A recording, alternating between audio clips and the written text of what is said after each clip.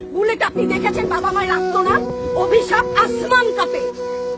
আপনাদের কাঁপে না? তার কাঁপে না? অভিশাপের ভয় হয় না?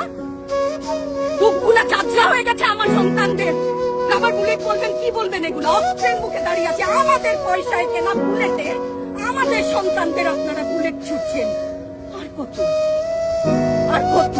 পুলিশ ভাইদেরকে বলি, ভেতরে তো আপনিও মানুষ, পুলিশ ভাই বলি না, ক্ষমা করবেন, মুখ থেকে বার হয়ে গেছে। তাদের ঘরেও সন্তান আছে, তাদের খোলসের ভিতরেও মানুষ।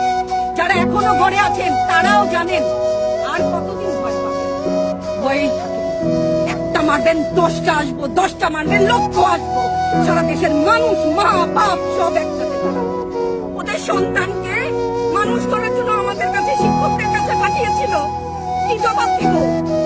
আমার তো কোনো মুখ নাই, আমি শিক্ষক, আমার ভাষা নাই।